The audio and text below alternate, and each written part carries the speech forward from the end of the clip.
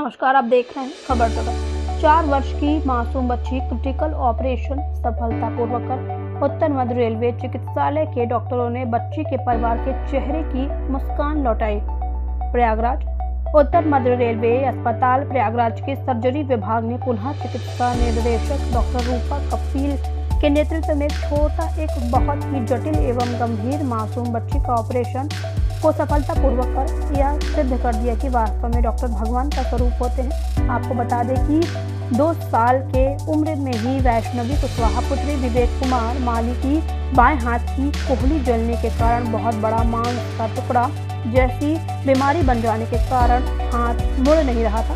Doctor ने बताया कि यह मांस का टुकड़ा हाथ की रक्त धमनियों व नर्व तंत्रिकाओं जिसके कारण निकट भविष्य में की गई धमनियां सिकुड़ सकती थी और हाथ की संवेदना की जा सकती थी, जिससे बाएं हाथ का संपूर्ण हिस्सा खराब हो सकता था। डॉक्टर ने कहा, हमारे पास एम्पुटेशन के अलावा कोई चारा नहीं बचता, जिसका दिनांक 10/9/2021 को केंद्रीय चिकित्सालय उत्तर मध्य रेलवे के द्वारा सफलतापूर्वक ऑपरेशन किया गया। इस ऑपरेशन के दौरान डॉक्टर मोहम्मद उस्तैद, doctor SS Yadav, matron Ruth Singh, nursing अधीक्षक श्री मंजू देवी सोनकर, OTS घनश्याम शुक्ला एवं राजीव कुमार पटेल का भी महत्वपूर्ण योगदान रहा।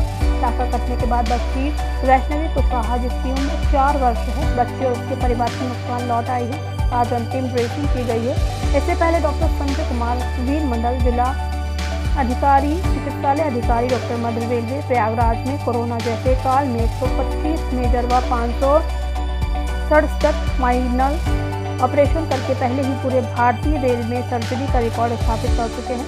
आज इस सुकृत कार्य की खबर को सुनकर के मौके पर रेलवे यूनियन संगठन अध्यक्ष नेता मनोज पांडे अपनी पूरी टीम के साथ उत्तर मध्य रेलवे चिकित्सालय में पहुंचे हैं और सभी डॉक्टरों को ढेर बधाई दी। केलोइड स्किन पर उभरा हुआ वह हिस्सा होता है जो किसी घाव को भरने के बाद हो जाता है। जब भी त्वचा पर किसी भी प्रकार का छोटा मोटा घाव होता है, तब घाव भरने के बाद उस स्थान पर कुछ ज्यादा ही मांस या गांठ जैसा उभर आता है।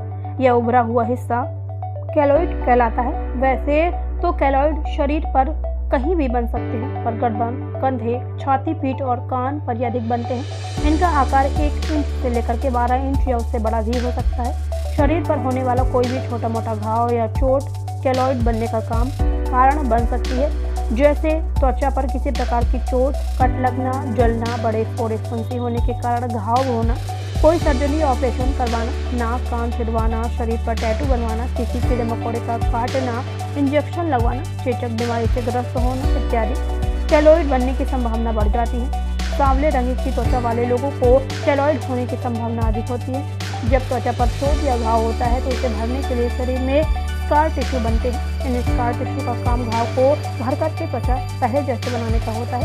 कभी कभी ये स्कार टिश्यू घाव बनने के बाद भी बनना बंद नहीं होते हैं और लंबे समय तक बनते रहते हैं। इस वजह से त्वचा के ज्यादा ऊपर तक उभर आने वाली आकृति बन जाती है।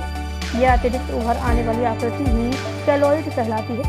केलोइड का बढ़ना कभी कभी वर्षों तक चलता रहता है और कभी कुछ महीने के बाद इनका बढ़ना भी रुक जाता है।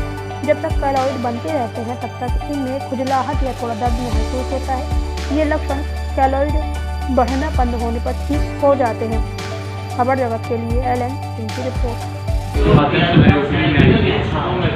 बच्ची आई तो उनके पिताजी ने कहा, डॉक्टर साहब आपने भले भी बड़े ऑपरेशन कर रखे हैं, मेरी बच्ची का कर दीजिए।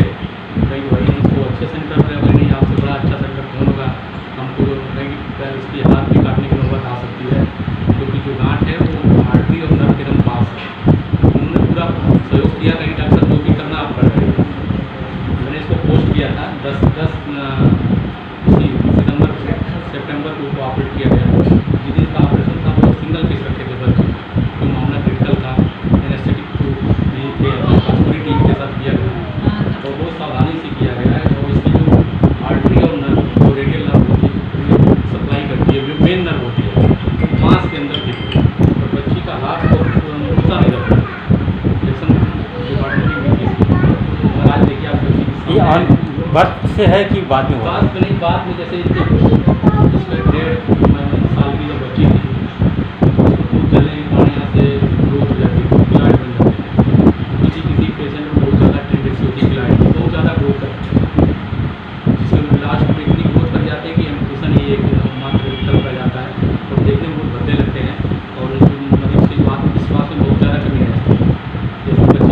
अभी तक कितने क्रिटिकल ऑपरेशन आप कर चुके हैं? क्रिटिकल ऑपरेशन तो होते रहते हैं, अभी तो ज़्यादा किए हैं, 2-4 ऑपरेशन तो हमने आज क्रिटिकल है जो आप लोगों के माध्यम से आए थे, बस सही हो गए। कितना समय लगा ऑपरेशन करने में? इसको 3 से 3.5 घंटे लगे पूरा बच्ची का दिया गया और सिंगल ऑपरेशन उसको किया गया। उस समय आपको कैसा लगा जब कर रहे थे?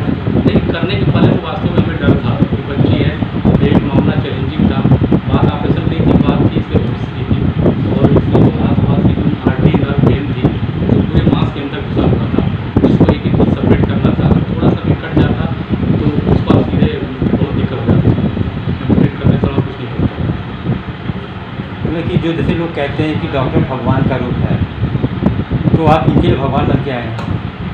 भगवान नहीं, अपने कर्म किए हम लोगों ने, अपने कर्म के हिसाब से बच्ची की आज चेहरे पर जितनी मुस्कान है तो पहले नहीं थी, यही देख करके हमको सेटिस्फेक्शन नहीं चाहिए। उनके पिताजी ने हमको विश्वास दिखाया और बच्ची जो है 4 साल की बच्ची है, उसका पूरा ऑपरेशन बड़ा हुआ है। आगे आज इसका 14 डेट 14वां दिन है, आज लास्ट में ड्रेसिंग थी, इसके बाद भी ड्रेसिंग रेगुलर होती रहेगी, उसके बाद ये हो जाएगा सब कुछ। मूवमेंट पूरी फुल है, मूव दिखाइए, हाथ चलाइए, हाथ चलाइए। जैसे नर्व आर्टरी और ब्रेन की जो सप्लाई है पूरी इंटैक्ट है। आपका परिचय? मैं यहाँ पे डॉक्टर संजय कुमार जो है, यहाँ पे ब्रेस्ट सर्जन रेलवे।